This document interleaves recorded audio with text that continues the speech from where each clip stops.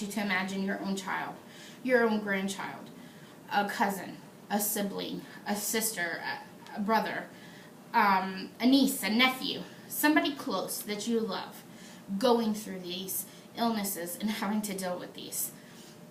It's not a pretty picture. What if I told you I have the answer to the prevention, to prevent these diseases happening to your loved ones? And it's childhood vaccinations. It's so important, and we're going to go over why it's important and a lot of the misconceptions going around, fed by the media. First of all, I want to address why this is so important. Why? Think back to those images. Your sick child. As a mother, I don't want to have to deal with that. I know that there is a simple and quick fix to be able to prevent my child from getting sick.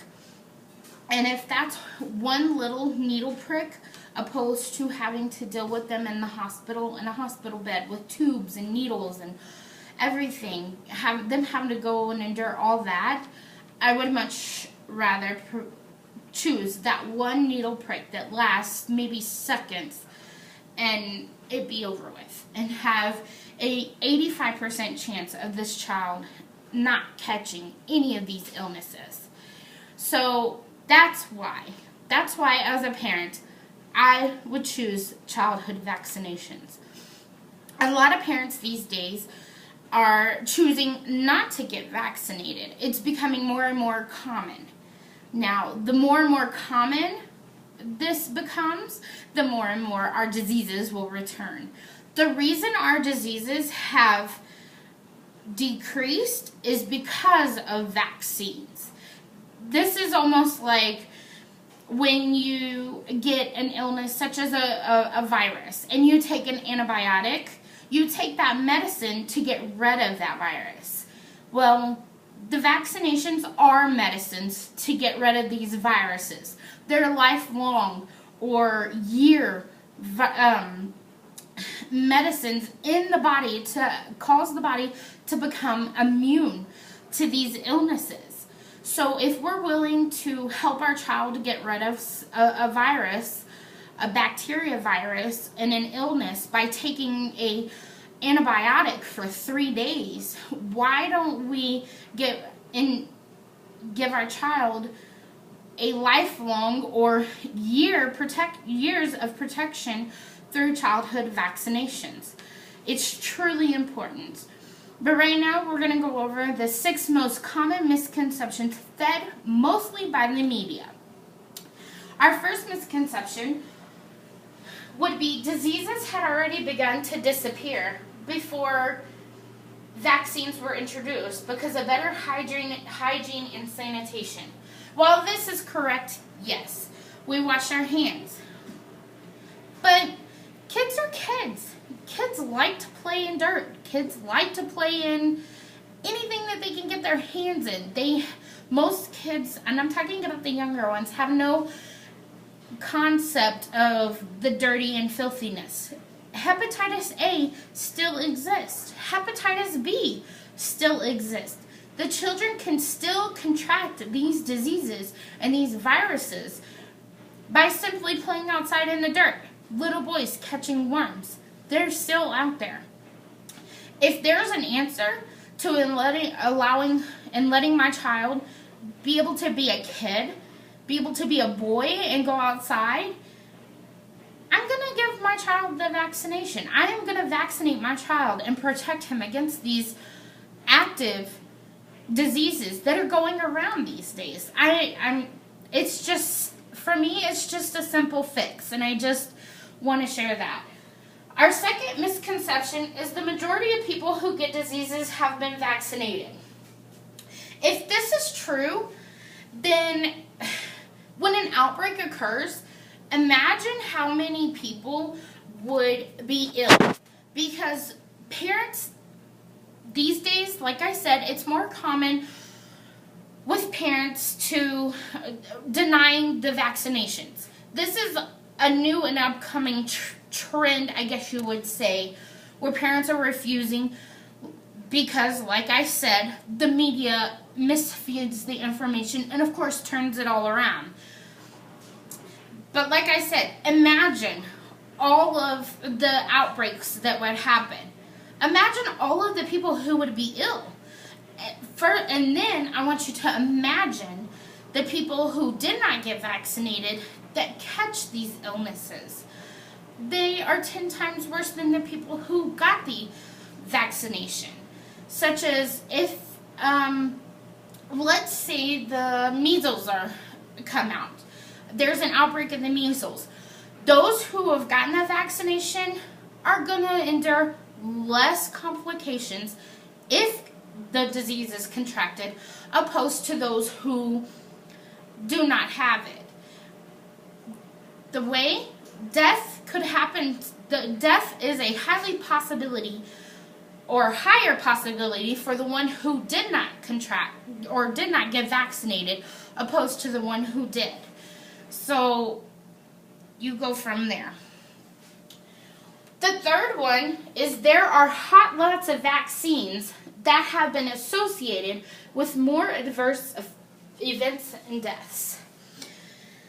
Again, this is the media. This is from the media. The media feeds. Just as if I was to walk outside, there was a thunderstorm, and I was to fall down and die, a lot of the media would say it, without confirmation, without evidence, or any of that, most likely this lady got struck by lightning. That may not be true. I could have had a heart attack, I could have had a stroke, or I just could have dropped dead. But that's the media for you. You get a vaccine, a baby dies of SIDS. This is one of the most common ones. A child gets a DTaP, the baby dies soon after the baby has been injected with the vaccination, so they blame it on DTaP. But those babies who die of SIDS who were not vaccinated just died of SIDS. So if the baby would have been given an injection for anything else, they probably would have blamed it on that injection. So do you see where I'm coming from? The media is our enemy here when it comes to childhood vaccinations and the lack of education from parents. I can't say that enough. So let's move on to number 4. Vaccines cause many harmful side effects, illnesses, and even death, and long-term effects. Vaccines are safer than catching pneumonia. Vaccines are safer than liver disease or liver failure. They don't cause these diseases.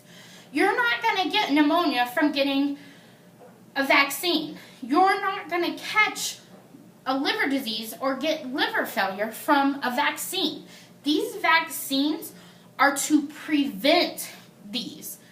The worst complication or the worst risk factors are redness, itchiness, temporarily, maybe a slight fever for certain injections, and crankiness, just because kids are cranky after getting their shots anyway. So those are the side effects of most of the vaccinations. Now, granted, a lot of times there could be an allergic reaction, but this all depends on the human body. And the person who is getting the vaccine, sometimes the body doesn't immune to the vaccine, and sometimes the body doesn't take to that. That's just like when we eat an orange or we have peanuts. Our body just doesn't take to it, and it just depends on the individual. So there again, things have been stretched. The truth has been stretched to these misunderstandings and misconceptions. And that's where these are coming from. So let's go on to number 5. Vaccine preventable diseases have been eliminated. Wrong, wrong, wrong, wrong. They have not been eliminated. They have been decreased by millions. According to the www.cdc.gov and Mayo Clinic .org, I believe, or .com, states that the reason all these diseases that are prevented by vaccines, the reason that they are not heard of that much these days, and then you don't hear about them, such as cancer or Alzheimer's, or because they have been prevented. The reason polio does not exist in the U.S. anymore is because of the vaccination. There is a reason that polio is gone, because everybody was vaccinated, which causes it to disappear. If nobody has it, nobody can spread it.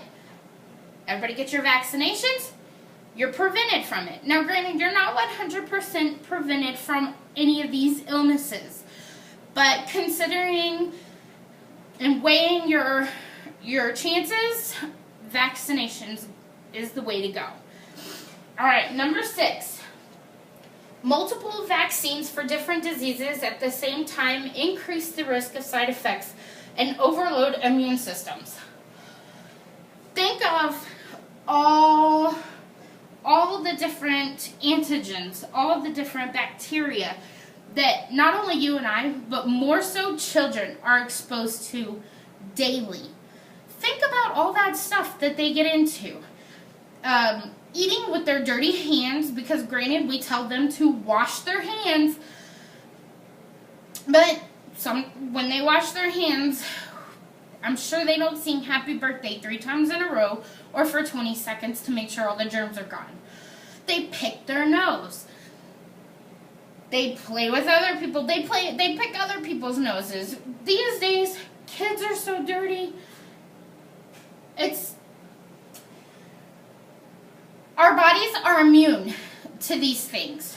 Our bodies become immune. So with all these antigens entering our bodies can handle the vaccinations. They are not extremely large doses of DTaps or the MMRs. It's not a high dosage. So it's not like they're injecting a complete round of the measles inside of you. And I believe, if I'm not mistaken, that most of the vaccines are dead. The virus is dead before they inject it into you. So we're not injecting live viruses inside your body. Basically, what I'm trying to say is God created our body to be amazing. And we can handle vaccines. And in my personal opinion, God created these people to come up with these vaccines to prevent these diseases. I honestly believe that. So now, I want to just go ahead and close and just push and just go out there, get your child, spread the word, get vaccinated, save lives. If you go on to cdc.gov, I know that I said that before, but that's one of my favorite websites, you can read stories of parents these days, 2013, 2012, 2011, who have lost their kids, their infants, their babies, due to the lack of childhood vaccinations, because they listened to the media, because they didn't do their homework, and they just heard the bad stuff. Now, like, you have not heard these stories in the media, because that's not what the media is pushing.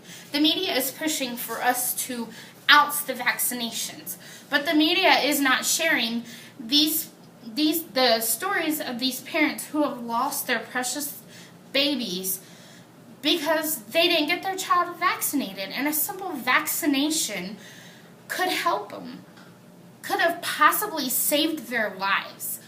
So, for these parents, they are begging and begging you to spread the word, to get your child vaccinated, to save your life, to save the lives of our families, to save the lives of the community.